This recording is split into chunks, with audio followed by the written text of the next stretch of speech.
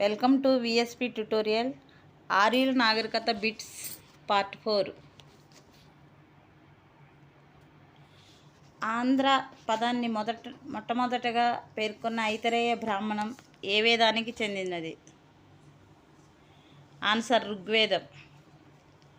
ఆర్యుల ఆభరణాలలో ముఖ్యమైనది ఏది?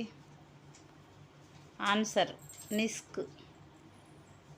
ఋగ్వేదంలోని నేను పురోహితుడను, నా తండ్రి వైద్యుడు అనే వాక్యం ఎన్నో మండలంలో ఉంది? ఆన్సర్ 9వ మండలం.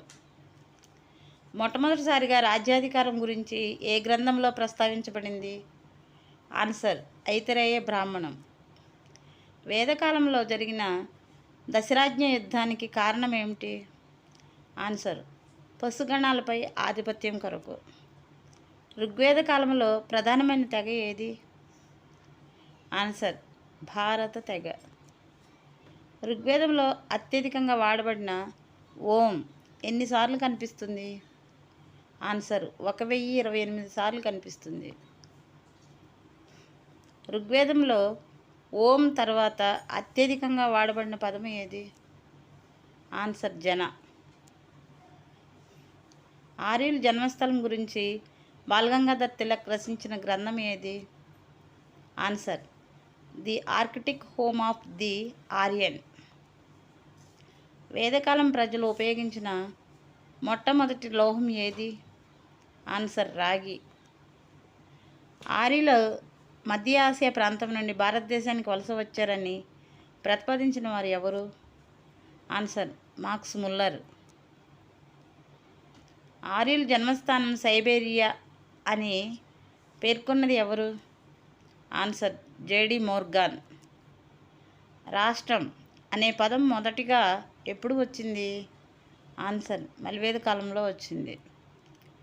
ఆర్యుల జన్మస్థానం జర్మనీ అని ప్రతిపాదించిన వారు ఎవరు? Answer professor పెంకా. ఋగ్వేద కాలంలో ప్రాముఖ్యం కలిగిన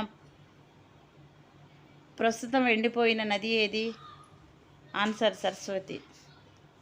రాజును సామ్రాట్ అని పిలవడం ఏ కాలంలో ప్రారంభమైంది? ఆన్సర్ మలివేద కాలంలో ప్రారంభమైంది. మలివేద కాలంలో రాజుకు గల పేర్లు ఏమిటి? ఆన్సర్ ఏకరాట్, సామ్రాట్. మహాభారతాన్ని మొదట ఏమనేవారు?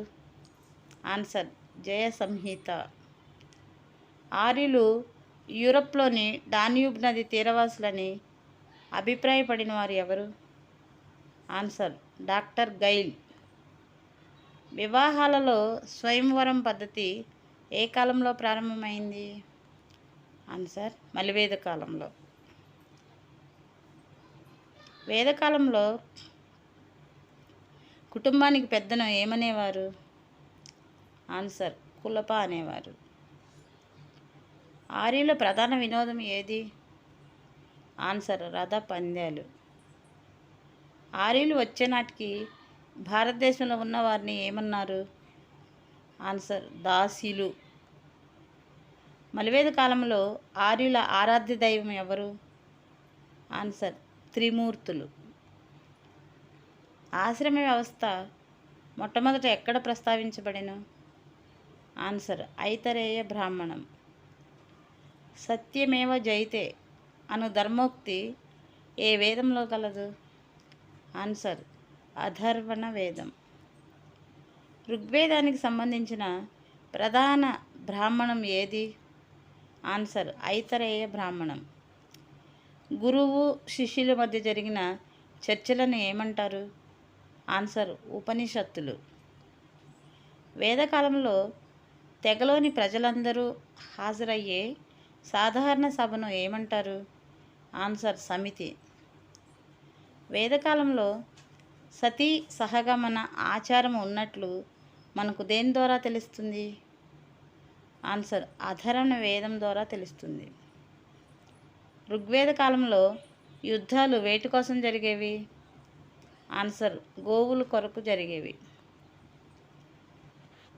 ఈ వీడియో మీకు నచ్చినట్లయితే లైక్ చేయండి, షేర్ చేయండి, సబ్స్క్రైబ్ చేయండి.